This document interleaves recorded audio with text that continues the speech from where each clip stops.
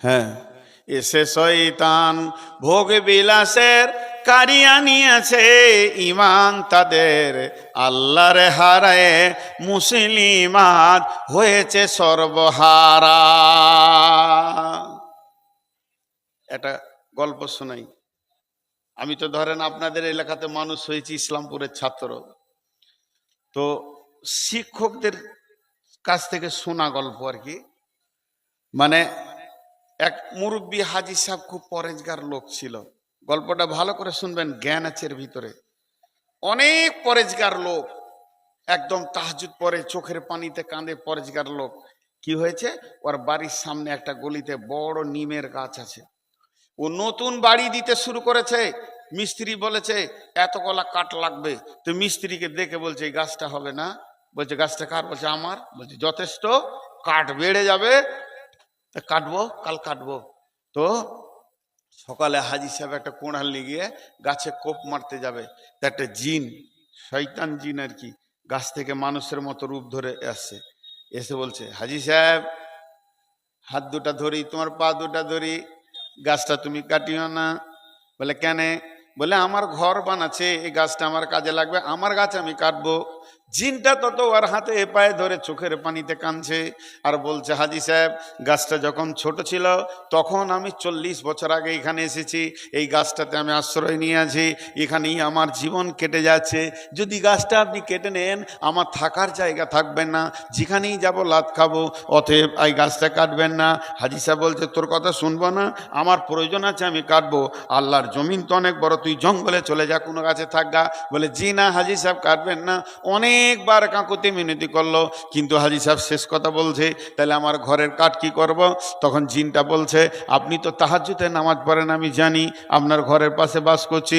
যখন আপনি তাহাজ্জুদে নামাজ পড়বেন আর মুসল্লাটাকে তুলে গুছিয়ে রাখবেন, এবার ফজর হতে চললো, মসজিদ যাবেন, তখন দেখবেন আপনার মুসল্লার নিচে কিছু টাকা থাকবে।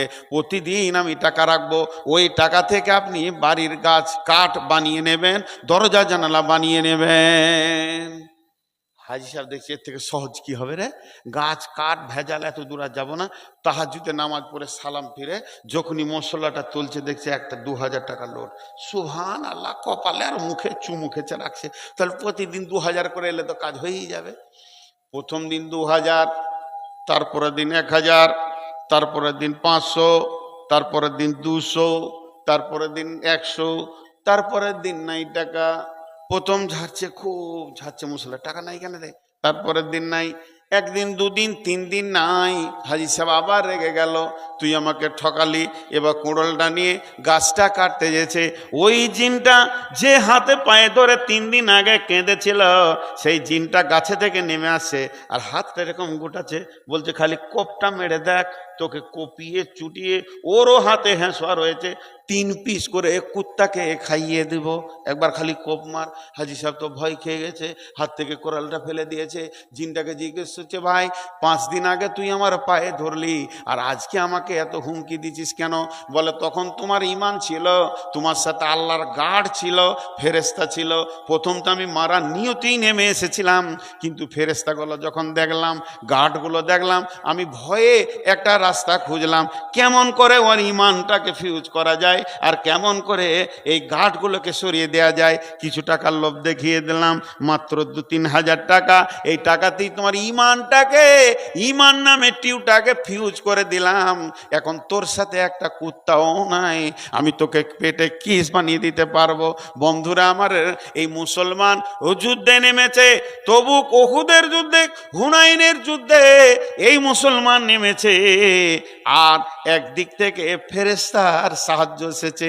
আজকে মুসলমান আল্লাহকে ছেড়ে দিয়েছে, আল্লাহর সাথে সম্পর্ক কেটে গেছে, দুনিয়ার সঙ্গে সম্পর্ক জুড়ে গেছে, টাকা পয়সা মাল মত্তা গাড়ি বাড়ি আন্না বিবি ছেলে নিয়ে আত্মহারা হয়ে গেছে। বিয়ে শাদিতে রসুল থাকলো আর না থাকলো, আমার বিয়েটা রসুলের মতো হলো আর না হলো, আমার বেটা বেটির বিয়েতে রসুলকে দরকার নাই, দুনিয়ার সুখ শান্তির দরকার আছে। ক্যামেরা লাগবে, ছবি হবে, খেচক খেচক করে ছবি তুলবো, আনন্দ করব আর ইসলামের বাইরে চলবো। আল্লাহ বলছে থাম, আমাকে বুড়া আঙুল দেখেছিস, ফাতার আব্বাস ফাতারাব্বাসু, অপেক্ষা কর, হাত্তা ইয়াতি আল্লাহ বিআমরিহি আল্লাহু লা ইয়াহদিল কওমাল ফাসিকিন। জি, রাস্তার ওই পাশে হাজির বাড়ি, এই পাশে মাস্টারের বাড়ি।